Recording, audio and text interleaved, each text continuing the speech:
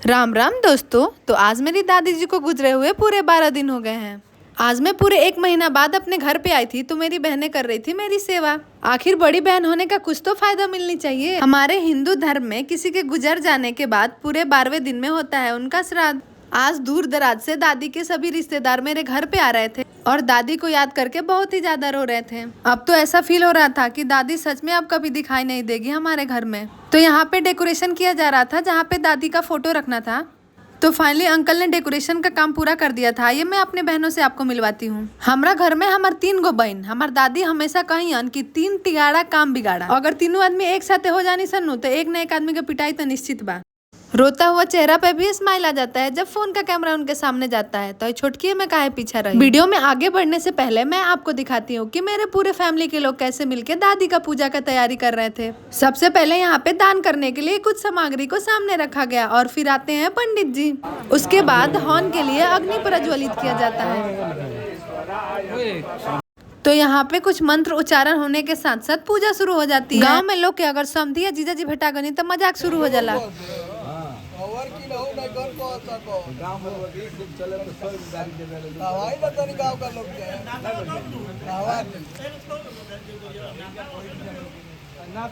यहाँ पे हंसी मजाक के सिलसिला के साथ पूजा के कार्यक्रम को आगे बढ़ाते हुए मैं आपको दिखाती हूँ हनुमान जी को जो पूजा के बीच में ही आ जाते हैं। एगो बात बताई रहुआ कि हमारी दादी हनुमान जी के बड़ा याद करत रहनी है।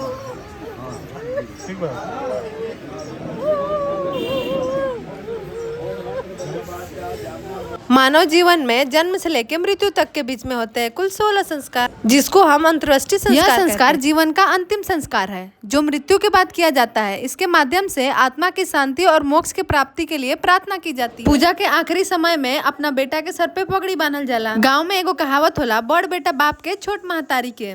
तो ये है हमारे दादी जी के जिगर का टुकड़ा यानी उनके छोटे बेटा। आज हमारा चाचा जी के गांव में जितना भी रिश्तेदार लोग बा वो सफेद गमछा घर में आए हुए सभी रिश्तेदार एक एक करके मेरे चाचा जी को सफेद गमछा उड़ा रहे थे।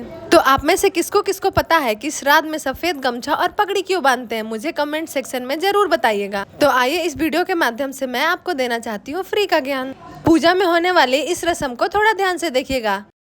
अगर आप भी रोज रोज सूर्य भगवान को जल देते हैं तो एक बात का खास ध्यान रखिएगा, जल देने के बाद लोटिया कभी भी पूरा नहीं पलटा जाता है। अगर आपके भी घर में कोई बड़े बुजुर्ग होंगे तो इस काम को करने के लिए एक न एक बार जरूर मना किए होंगे। तो फाइनली यहाँ पे गमछा उड़ाने के साथ हो जाता है पूजा समाप्त। अब बारी आता है दादी के फोटो पे हाथ।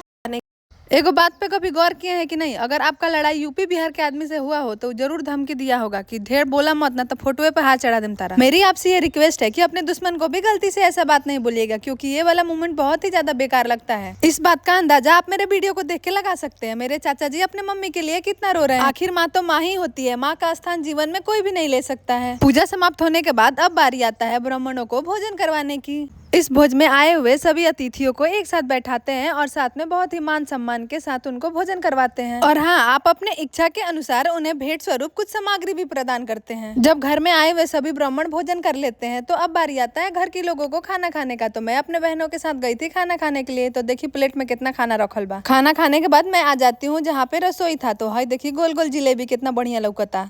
हमारे हिंदू समाज में पुराने लोगों का मानना यह है कि श्राद्ध में जितने लोग भोजन करते हैं और अपने हाथों को धोते हैं उतना ही मरने वाले व्यक्ति की आत्मा को शांति मिलती है। तो आइए मैं आपको दिखाती हूँ कि हमारे घर भोज में क्या क्या बना था। सबसे पहले तो इस झोला को देखिए जिसमें दादी का फोटो लगाया गया था। फोटो देख के तो ऐसा लगा था कि दादी अभी जिंदा बनी है, मुस्कुराता नहीं कहीं बैठ के। हमारे जीवन का मृत्यु एक अटल सत्य है। इस धरती पे जो लोग भी जन्म लिए हैं एक न एक दिन उन्हें मरना तो निश्चित ही है।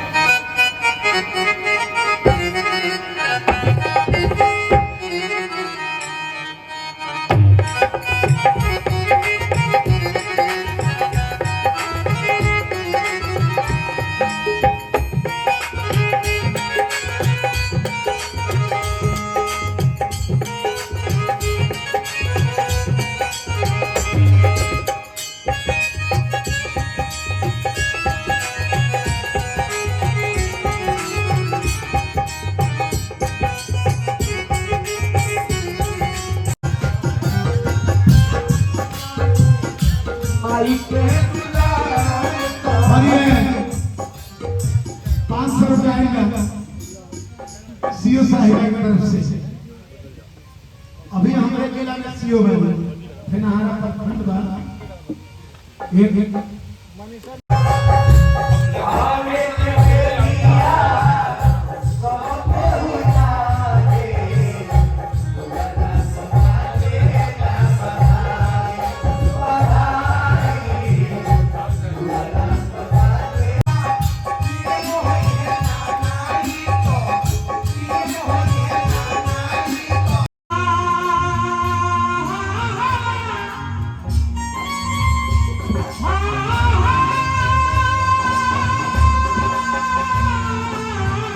तो यहाँ पे पूरी रात हुआ मेरे घर पे सांस्कृतिक कार्यक्रम, जिसमें आए हुए थे बहुत ही दूर दूर से अलग अलग सिंगर। मैं तो वो वीडियो रिकॉर्ड नहीं कर पाई क्योंकि मैं सो गई थी। तो अभी बज चुका है रात का 12:30। मैं दादी के फोटो के साथ एक छोटा सा वीडियो बना ली और इसी के साथ दादी के साथ गुजरे हुए सभी पल को याद करते हुए मैं करती हूँ इस ब्लॉग को खत्म। मेरे साथ जुड़ने के लिए आप सभी को तहे दिल से धन्यवाद। मैं मिलती हूँ आपसे नेक्स्ट वीडियो में।